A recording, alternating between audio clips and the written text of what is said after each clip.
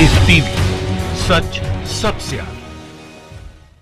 नमस्कार, आप देख रहे हैं द लाइव टीवी। आपके साथ मैं हूं पूर्ण शर्मा। इस वक्त एक बहुत बड़ी और अहम खबर बिहार चुनाव से जुड़ी हुई आपको बताने जा रहा हूं और पल पल की अपडेट द लाइव टीवी आपको इस चैनल के माध्यम से दे रहा है। आप हमारे साथ लगातार जुड़े रहें। बिहार चुनाव के पहले चरण की हर अपडेट हम आपको बता रहे हैं और इस बीच एक बहुत बड़ी और अहम खबर नीतीश सरकार या कह लीजिए कि एनडीए के लिए चुनाव में मुसीबत को बढ़ाने वाली यह है कि नीतीश सरकार एनडीए अब चौतरफा घिरता हुआ नजर आ रहा है और ये घिर रहा है मुंगेर नरसंहार कांड को लेकर। हाल में जो एक वीडियो सामने आया था जिसमें नीतीश सरकार की पुलिस की बर्बरता की तस्वीरें श्रद्धालुओं के ऊपर सामने आई थी और किस तरीके से दुर्गा पूजा के लिए इकट्ठा हुए जो श्रद्धालु थे, जो भजन कर रहे थे, कीर्तन कर रहे थे, उनको पुलिस ने उन पर बर्बरता दिखाई, उनको लाठियां चलाई और जिस तरीके से क्रूरता और दमन का एक चेहरा सामने निकल करके आया नीतीश शासन का,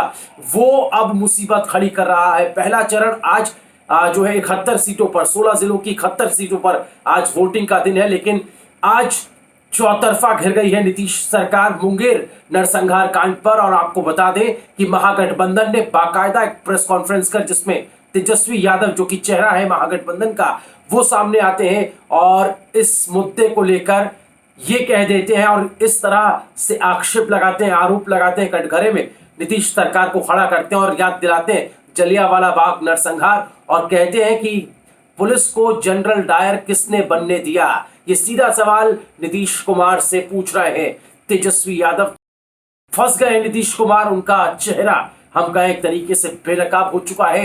जिस तरीके से हिंदुओं के ऊपर, श्रद्धालुओं के ऊपर ये अटैक किया है पुलिस ने, जिस तरह की बर्बरता दिखाई है, उसको लेकर ना सिर्फ तेजस्वी यादव बल्कि चिराग पासवान जो कि लगातार कहते रहे कि पीएम मोदी मेरे दिल में है, लेकिन नीतीश कुमार पर हमलावर इस पूरे चुनाव में रहे, उनकी भूमिका किस तरह है ये उनको अब तक साफ नहीं हो पाया, लेकिन उन्होंने भी निशाना साधा है इस घटना को लेकर नीतीश सरकार पर, उसकी खूब आलोचना की है। दोनों का क्या कहना है ये मैं आपको आगे दिखाऊंगा, लेकिन उससे पहले ट्विटर पर लगातार फजीहत, लानत, मलानत इस घटना को लेकर लोग भी नीतीश कुमार को कटघरे में खड़ा कर रहे हैं, उनको खूब खरी खोटी सुना रहे हैं और सवाल पूछ रहे हैं कि किस हक से आपको बिहार की जनता दोबारा ताजपोशी आपकी करे, आपको सत्ता में सौंपे, कि आप इस तरह की घटनाएं करने के लिए आपको दोबारा जिताना चाहिए। हैशटैग मुंगेर नरसंहार कांड पर लोग क्या लिख रहे हैं ये मैं आपको आगे दिखाता हूं। लोग मुंगेर नरसंहार को लेकर के हैशटैग मुंगेर नरसंहार ट्रेंड कर रहा है, जिसमें लोग लिख रहे हैं कि किस तरीके से नीतीश कुमार जनरल डायर, नीतीश सरकार बनती नजर आ रही है। Hashtag general Dyer Nitish Kumar लोग लिख रहे हैं।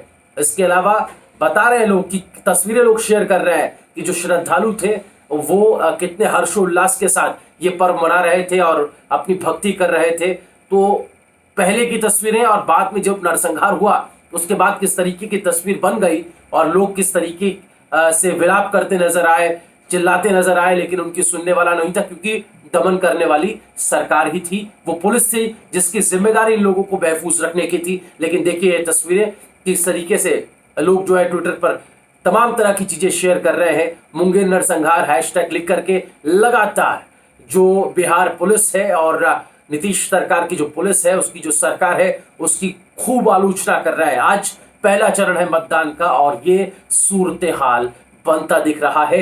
मुंगेर नरसंहार में हुआ क्या था एग्जैक्टली ये भी मैं आपको वीडियो में दिखाऊंगा, लेकिन साथ साथ आप देखते चलें कि लोग किस तरीके से यहां पर जो है बातें रख रहे हैं, आलोचना कर रहे हैं और ब्लैक डे बता रहे हैं बिहार के लिए। इस घटना को अब हम कहें एक तरीके से ये जनता के भावनाओं से जुड़ा विषय है जिस पर लोग इतने आक्रोशित हो गए हैं कि अब नीतीश सरकार को उखाड़ फेंकने का बल लोगों ने बना लिया है।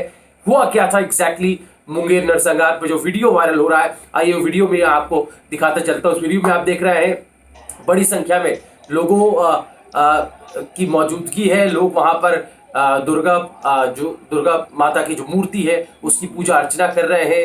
एक जो एक कार्यक्रम होता है दुर्गा देवी की जो मूर्ति है उसके विसर्जन का, उसको लेकर के लगातार जिस तरीके से लोग हर्षोल्लास के साथ एक टोली बनाकर निकलते हैं, लेकिन अचानक ही जैसे कोई आतंकवादी हो जैसे दहशतगर्द हो, ऐसा समझकर पुलिस उन पर टूट पड़ती है, लाठियां बरसाने लगती है, उनको पूरी तरीके से हम कहें कि उन पर अटैक कर देती है। और ये तस्वीरें आप देख रहे हैं, लगातार आपको दिखा रहे हैं, जिसमें कुछ लोग जो है उनको भी समझ नहीं आ रहा कि अचानक जो पुलिस हमारी सुरक्षा के लिए तैनात है, जिनसे हम ये उम्मीद कर रहे हैं कि वो हमें महफूज रखेंगे, वही हमारी जान के दुश्मन क्यों बन गए और ऐसा क्या गुनाह किया है हम लोगों ने। ये लोग वाकई में वहां पर सोच रहे थे और किस तरीके से लगातार एक के बाद एक पुलिस जो है वहां पर लाठियां जो है वो भांजती रही। इतनी निर्दयी पुलिस। और नीतीश सरकार पूरी तरीके से इस पर चुप्पी साधे हुए, एक शब्द नीतीश सरकार की तरफ से इस पूरे मामले पर नहीं निकला और एक्शन की उम्मीद तो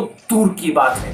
तो ये तस्वीर आपने देखी। अब तेजस्वी यादव का इस पर क्या रिएक्शन आया है, आज ही प्रेस कॉन्फ्रेंस करके किस तरह से तेजस्वी यादव ने नीतीश सरकार को जनरल डायर की सरकार कहा है और कहा है कि किसने जनरल डायर बनने दिया इन पुलिस वालों को जो बर्बरता दिखा रहा है। सुनिए सर। हम तो जानना चाहते हैं कि ट्वीट के अलावा सुशील मोदी जी ने क्या किया है और जनरल डायर बनने की अनुमति किसने दी। हम राज्य सरकार के गृह मंत्री से, राज्य के उप मुख्यमंत्री बीजेपी के नेता से पूछना चाहते हैं कि जनरल डायर बनने की अनुमति किसने दी। नरेंद्र मोदी जी, ये आपका इम्तिहान है, क्योंकि प्रदेश के गृह मंत्री जो मुख्यमंत्री भी हैं और जो उप मुख्यमंत्री आपकी पार्टी के हैं, उन्होंने कानून व्यवस्था का जनाजा निकाल दिया है।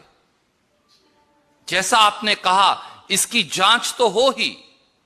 अगर प्रधानमंत्री जी आप में थोड़ा सा भी विवेक बचा है तो मां दुर्गा के भक्तों पर गोली चलाने और उनकी हत्या करने वाले इस सरकार को आज बर्खास्त करके जाइएगा। अगर नीतीश कुमार और सुशील मोदी की सरकार को आज बर्खास्त नहीं किया प्रधानमंत्री ने, तो यह साफ हो जाएगा कि कहीं ना कहीं उनकी प्रत्यक्ष और परोक्ष संलिप्तता इसमें है। और आखिर में मैं केवल ये कहूंगा, यह भी साफ हो जाएगा कि संस्कार और संस्कृति भारतीय जनता पार्टी के लिए कुर्सी पर बैठने का विषय है, आराधना का विषय नहीं, विश्वास का विषय नहीं। चिराग पासवान जो कि एलजेपी के सर्वे सर्वा है, राष्ट्रीय प्रमुख है, और इस चुनाव में उनकी भूमिका क्या है ये अब तक उनको खुद को क्लियर नहीं है। और बीजेपी और जिस तरीके से नीतीश के खिलाफ वो मुखर हो रहे हैं, इस मुद्दे पर भी उन्होंने नीतीश पर निशाना साधा है। और क्या कुछ कहना है उनका, ये वो भी सुना देते हैं आप। मुख्यमंत्री जनरल डायर की भूमिका में आ गया।